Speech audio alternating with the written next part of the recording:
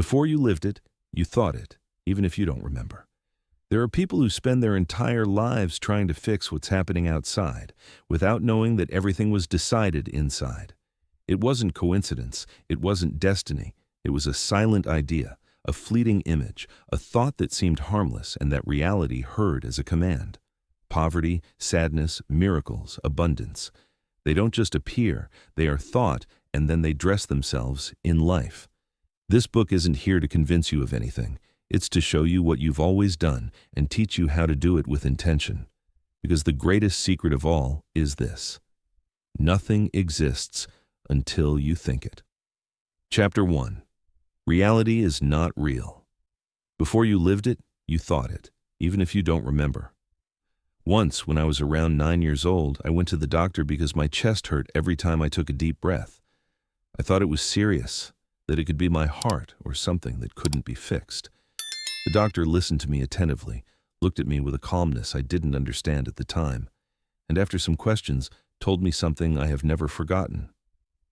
You don't have anything physical. You're somatizing a thought you don't know you have. That was the first time I heard that a thought could hurt, that what happened inside also became real outside. Years passed before I understood the scope of what she told me. And now, after having read hundreds of books, listened to teachers, and observed my own life as an experiment, I can tell you something that perhaps no one has ever told you clearly. Reality is not real. You create it with your thoughts. Even if you don't realize it, it may seem exaggerated to you, but think about this. Decades ago, a psychologist named Robert Rosenthal went to a school and deceived the teachers.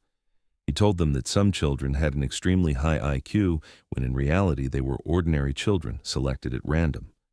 The teachers believed it and began to treat them differently, to expect more from them. Well, and what happened?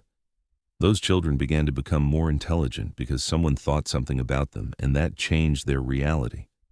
That's not magic. It's thought.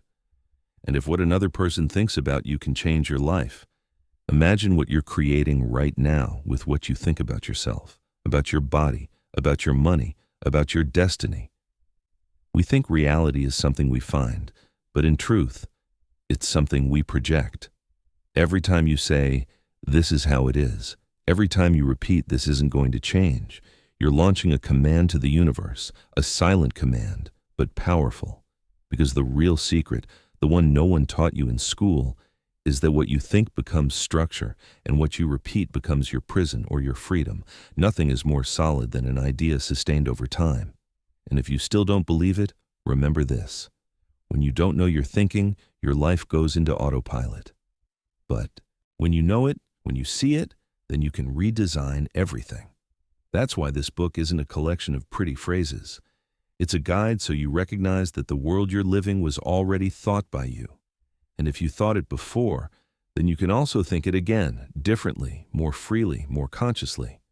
In the next chapter, you'll discover why the thoughts you don't control are the ones that control you most, and how real change begins before you move a single finger. Chapter 2. Thought is an architect. My Uncle Victor built his house with his own hands. He wasn't an architect or a professional mason, but every afternoon after work he'd put on his clothes, stained with cement, and advance brick by brick. I'd watch him from the patio while he mixed the concrete. He'd draw on a board with charcoal, measure with an old tape, and make notes that only he understood. Every detail was in his mind before being in the walls. Years later, I understood that we're all like my uncle. Even if we don't have cement or drawn blueprints, we're building something. With each thought, we're raising an invisible structure that sooner or later becomes reality. I used to wake up and think the day was going to be heavy, and it was. Not because the universe had a plan against me, but because my mind had already drawn the blueprint of a difficult day before starting to live it. I'd miss the bus, forget something at home, argue with someone for no reason, and in the end I'd tell myself, I knew it would be like this, but I didn't know it. I built it from the thought I had when I woke up. That made me understand something. Thought is a silent architect, and every phrase you repeat, every assumption you make, every image you hold in your mind is a stroke on that invisible blueprint. When I think I'm not enough, I'm building a house without doors. When I think, this is too much for me, I'm raising a roof so low it won't let me grow. And the most curious thing is that many times we repeat old blueprints without knowing it. Blueprints that someone gave us, that we saw at home, that we heard in school, and there we go building lives with ideas that aren't even ours. But I also learned that can be changed. Once I decided to get up, and even though I didn't feel like it, I said quietly, "Today is going to go well for me, even if everything turns out different from what I expect." And that single thought made me walk differently, more upright, more awake, more available for something new to occur. It wasn't magic. It was a new blueprint. Since then, I repeat this to myself. Every thought I hold is a wall I raise or a path I close. And if I'm building anyway, I prefer to do it with blueprints that take me further, that open space for me, that let me see the sky from inside. Because yes, thought is an architect, and you're already walking on what you thought yesterday or last month or 10 years ago. In the next chapter, I'm going to tell you how many times we think one thing, but vibrate something very different, and how that double message is one of the silent errors that most sabotage your power. Chapter 3. The error of the double message. For years I repeated a phrase like a mantra. I want to live from what I love. I said it convinced, wrote it in notebooks, stuck it on the wall, and even included it in my nightly prayers. But the next day, without realizing it, I made decisions that completely denied that declaration. I accepted jobs I hated, committed myself to things that drained me. I said yes when inside something screamed no. And the cruelest part is that I consoled myself with excuses. It's temporary, it's what there is. That's how the real world is. What I didn't know is that those phrases were the real decrees, and my universe, obedient as a mirror without filter, manifested exactly what vibrated most in me. Contradiction. One day after another sad Sunday, I sat in front of the computer and saw two open tabs. In one, a document that said, "Life Project, Live from What I Love." In the other, an Excel sheet with Monday's tasks, soulless meetings, clients who didn't respect me. That moment broke me, not from exhaustion, but from the brutal clarity that I myself had sabotaged every attempt to change. Not from lack of intention, but from the error of the double message. That error is made by almost everyone. We say we want abundance, but when talking about money we complain or feel guilt. We say we desire real love, but we choose relationships where we're not chosen. We want peace, but we cling to drama. And the universe, which doesn't respond to words but to the frequency behind them, simply obeys. The metaphysical secret never told isn't to say the right thing, it's to align what you think, what you feel, and what you do. Because if one of those three goes in another direction, the result doesn't appear or appears with distortion. That day I closed both tabs and made a small but coherent decision. I rejected a project that didn't connect with me, even knowing that meant earning less that month. But something changed in me. It was the first time the internal message, the emotion, and the action went in the same direction.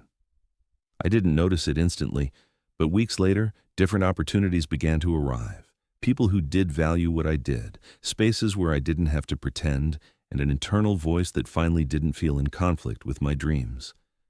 Since then, every time I affirm something, I ask myself, am I really vibrating it?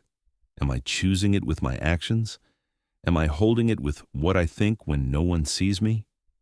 If there's no coherence, there's confusion.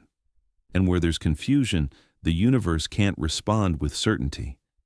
That's why, before decreeing something to the world, listen to yourself inside. The strongest frequency always wins. And in the next chapter, you're going to discover how to identify those invisible voices, how to recognize the thoughts that were imposed on you without you realizing it, and how to start living from a mind that's truly yours. Chapter 4. The Thought of the Other. For years I believed I thought for myself, that my fears were mine, that my limits were real, until one day, facing an apparently simple situation, my mind reacted with a phrase I hadn't given permission to say, "That's not for people like you." The phrase wasn't new, but I had never noticed it. It was there like an echo that activated in certain moments, like a reflex that came out before I could control it. And that day I asked myself for the first time, who put that phrase there? I remembered my mother telling me tenderly not to aspire to so much, that it was better to be prudent. I remembered my grandfather saying that rich people were dishonest, that ambition was dangerous. I remembered how in my school humility was admired, but not as virtue, but as resignation. That day I understood something that changed my way of thinking forever. My mind was programmed, and not by me. Most of what I thought wasn't new, wasn't free. It was inherited, copied, absorbed without filter. We live repeating the ideas others told us, believing they're ours without knowing they were installed like silent software that makes us react without thinking, limit without evaluating, fear without reason. Culture, family, friends, even the language we use, program the mind like someone programs a machine. When I understood that, I began to listen more carefully to my automatic thoughts, and one by one I began to dismantle them. Every time I thought, I'm not good at that, I asked myself, who said that first? Is that thought really mine? Or is it someone else's voice that still inhabits my head? Freeing yourself from inherited thoughts is like cleaning a house that others decorated for you. You go removing broken paintings, heavy furniture, things that don't reflect who you are today. And in doing so, something miraculous happens. You begin to hear a new voice, clearer, softer, yours. That voice that was always there, but lived beneath the noise of everyone else. Today, when something inside me tells me I can't or that I shouldn't dream so high, I don't get angry, I don't argue, I just ask calmly, who's speaking? And many times the answer doesn't come with words, but with a revealing silence. Because when the thought isn't yours, it fades if you don't feed it. This chapter isn't to blame the past or those who raised us with what they knew. It's to awaken, to remember that the mind is sacred territory, and that not everything that passes through it deserves to stay. The next time you sabotage yourself, that you limit yourself, that you say something that hurts you, stop and ask yourself, am I thinking this, or did someone think it for me? That's where true freedom begins. And in the next chapter, you're going to discover how root thoughts, those invisible ideas you've carried since childhood, shape what you live without you realizing it. Chapter 5. The thought that seals your field. There are thoughts that don't just pass through your mind, they stay. They install themselves. They transform into invisible codes that alter your energetic field without you knowing. It's as if someone at some moment in your history had pronounced a phrase in front of you, and since then, without you having chosen it, something in your life stopped advancing in that direction. Maybe it was a teacher who told you that you weren't good at speaking and you never again dared to take a microphone. Maybe it was an adult who repeated to you that money corrupts, and without knowing it, every time an opportunity appears, you sabotage it. Maybe it was yourself facing a failure who said, "This isn't for me." And that decree sealed your energy as if your field had closed at that frequency. In metaphysics, this is known as a vibrational seal, a kind of non-ritualized spell, but equally potent. The seal occurs when a thought is repeated with high emotional charge, whether fear, shame, or pain, and is installed as a permanent order in your field. From that instant, the energy you attract is no longer free. It's limited by that dominant thought. Most people live sealed by phrases they don't remember, but that operate as hidden commands. No one will love you if you don't change. You always fail just when you're about to make it. You weren't born for that. These phrases loaded with past emotions become closed doors, and the worst part is we keep acting as if they were still true. But here's the secret. Every seal can be broken. Every phrase can be substituted with a new one. But it's not enough to repeat affirmations without force. You have to identify the seal, remember it, and replace it with a new phrase that carries more emotion, more power, more conscious truth than the previous one. An exercise you can do is ask yourself, what was the phrase that hurt you most, or that you believed most in a moment of crisis? What's the idea that if it disappeared from your mind would change your entire life? Write it down, recognize it, and then create its antidote. If they told you you're not good at this, respond with, "My ability multiplies every day and the universe supports me." If you yourself thought, "I always fail in the end," respond with, "Everything in me is designed to finish with excellence and mastery." The thought that seals is strong, but the thought that liberates is more powerful because now you know what you're doing. Now you use your word as an act of creation, not to repeat a trauma, but to design your new energy. And this isn't a one-day job, it's daily training, like polishing a stone until it shines. Every new phrase you install with consciousness, every word you pronounce with elevated emotion, reprograms the field that previously limited you. In the next chapter, you'll discover that some thoughts don't originate in you, and without realizing it, you're living inherited ideas, foreign energies, thoughts that aren't yours and that are still deciding your destiny. Prepare to see how they inhabited you without you noticing and how to recover command of your energetic mind. Chapter 5. The thought that seals your field. It was in my grandmother's kitchen where I first heard the phrase that would seal my field for more than a decade. I was 11 years old and had just told her with emotion that I wanted to be a writer. She didn't laugh, but what she said left me speechless. "That's fine for dreaming a while, but then you have to live from something real." She didn't yell at me. She wasn't cruel. She simply planted an idea that became an invisible barrier.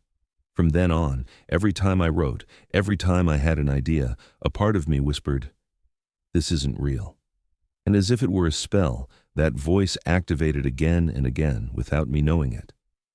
Years passed. I studied things I didn't love, worked in places that didn't fill me, and although I always came back to writing in secret, I never fully allowed myself. Something was missing from me, or so I believed, until one day, while listening to an interview with a very famous Latin American author, I heard him say, "No one writes with permission. One writes because something burns inside." And it was as if that phrase, pronounced by someone I didn't know, broke my grandmother's spell. For the first time, I understood it wasn't her fault. She had also been sealed by phrases that weren't hers, and she repeated them without knowing the damage they could cause.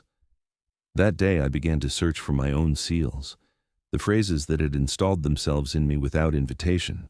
I found them in teachers' voices, in friends' looks, in my own words in moments of pain. "You're always late. You're not as good as you think." That's not for people like you. They all had something in common.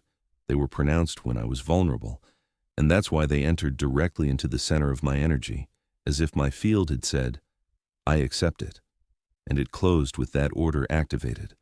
Over the years, I discovered that in metaphysics, this is called a vibrational seal. It's not just any memory.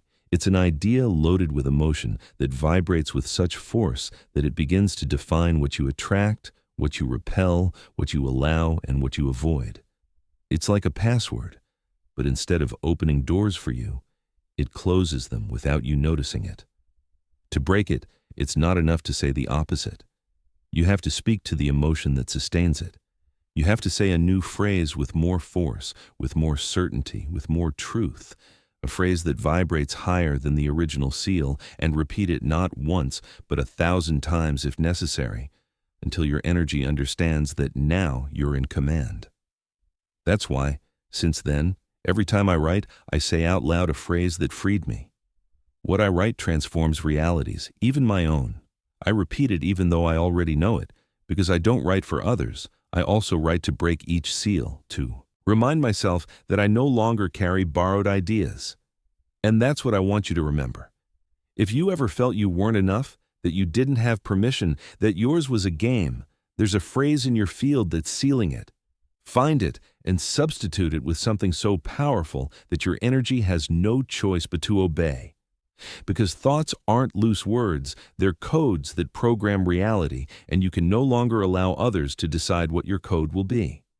In the next chapter, we go deeper. You'll discover that some thoughts you repeat didn't originate in you. They're ideas inherited from your environment, from your culture, from voices that have inhabited you since before you could choose. And you'll learn how to start evicting them one by one. Chapter 6. The thought that multiplies. I didn't know I was multiplying. I thought I was just surviving. Every morning before opening my eyes, my first thought was always the same. And now what do I have to solve? It was automatic, like an echo, like an internal alarm that activated itself, and each day brought me more of that. Things to solve, situations to put out, pending matters that gave no truce. Until one day, after a conversation with someone who lived in the calmest way I had seen, I asked myself something I had never questioned. Why didn't he wake up with that weight on his chest? Why wasn't his life so demanding? And that's where I discovered the core of everything. He thought differently, not just in theory, but in the invisible, in the first thought of the day. His mind didn't say, "What do I have to solve?" His mind said, "What's going to go well today?" And that changed everything. I understood it better months later reading a notation in Nikola Tesla's lost diaries. He spoke of thought as an initial frequency and explained that when a frequency is emitted in a constant sequence, inevitably the field around it begins to imitate it, to repeat it, to multiply it. It's not something esoteric, it's simple physics. A vibration that's sustained becomes dominant. And if you start your day or your life with a vibration of lack, urgency, or doubt, that's the signal the field begins to amplify without warning you. That's the uncomfortable truth. The life you live isn't the sum of your desires, but the multiplication of your most constant thought. And the worst part is no one teaches you this. I began to do something radical. I proposed to choose a single thought each week, just one, but repeat it every morning as if it were my vibrational password. At first, I felt ridiculous. How was something going to change just with a phrase? But I forced myself to try it, not as someone who launches a wish to the sky, but as someone who installs a line of code in their mind. The first week was, everything accommodates itself in my favor, even if I don't understand it yet. The second, what I seek is seeking me. The third, my energy commands before my actions.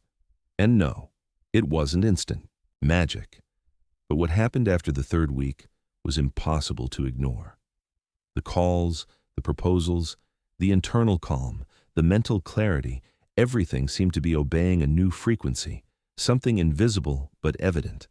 That's the law of the thought that multiplies. It doesn't respond to you because you deserve it or because you say it loud. It responds to you when you hold the same mental pattern long enough for the field to say, "This is what you desire." I repeat it. If you're tired of attracting the same thing, don't change what you do, change what you think before doing, because reality isn't linear, it's resonant. And every thought you choose to hold is a drum that the universe begins to imitate. In the next chapter, you'll discover something even more powerful and also more dangerous. The thought that stops energy without you noticing it. You'll learn how certain ideas disguised as truth are actually vibrational knots that sabotage your path. Chapter 7. The thought that travels. I didn't know that thoughts could travel. I imagined it as something that was born and died inside my head, like a spark that went out in silence. But no. One day I discovered it unintentionally. After writing a letter to someone I wasn't planning to send, I just needed to release what I felt, the rage, the pain, the frustration. I never sent it, but days later that person called me, saying they had been thinking about me for no apparent reason, that they had felt something strange, as if my presence had touched them without being there. I stayed silent, but inside I knew the truth. Something had moved, and it wasn't coincidence. Later, I read something Tesla wrote about thought waves. He said that each thought generates a vibration that propagates like a radial wave that doesn't die, but continues its course seeking receptive fields. And then I understood everything. We don't only send energy when we speak or act, also when we think, especially when we think with emotional intensity. That day, I understood why sometimes someone thinks about you just when you were doing it. Why you dream about someone and the next day they appear. Why you can feel someone else's sadness even though no one says it. Thought travels, not by coincidence, but by connection. And if that's true, then you can also use it in your favor. I began to send thoughts with intention, not as wishes, but as soft commands. I directed my energy to certain people, to certain events, with silent but firm phrases like, "I'm in your mind for good," or "Remember my energy." And over time, I noticed that the universe began to respond in subtle but evident ways. Because thought isn't just internal, it's a signal that knocks on doors, that reaches places your body can't. And if you don't learn to use it, others will use it with you. That's the true hidden power. It's not reading minds, it's knowing that your mind is also read, that what you think is captured, that what you believe is received. And the most impactful thing is that this thought doesn't just arrive, it also alters the space where it lands, as if it planted something in silence, something that grows even when you've already forgotten it. In the next chapter, we'll talk about an even more radical phenomenon, something that science still can't fully explain, but that the ancients knew. The thought that changes time. You'll learn how certain thoughts affect not only what occurs, but when it occurs. And you'll understand why sometimes when you believe something will no longer arrive is precisely when it's about to appear. Chapter 8. The thought that changes time. When I was a child, they taught me that time was a line, that everything went in one direction only, that what was is no longer and what will be hasn't yet arrived. But something inside me always doubted. I always felt there were days when time stretched, others when it flew, and moments when something I desired seemed to delay just because I doubted. The first time I understood that thought alters time was when I learned the story of Edith Eva Eger, a Holocaust survivor who decades after being liberated claimed that she herself decided when she began to heal, not when the war ended, but when she changed what she thought about what she had lived. It was as if the trauma had been frozen in her memory until her thought melted it, as if time inside her had been stopped and only thought had the power to restart it. It wasn't about the facts, but about her way of thinking about them. Years later, something similar happened to me. There was a project I deeply desired, but it seemed stagnant, without explanation. And no matter how much I acted, nothing advanced. Until one day I realized that although I said I desired it, in my mind there was a different timeline, one where that could only happen later, when I was ready, when I had more experience.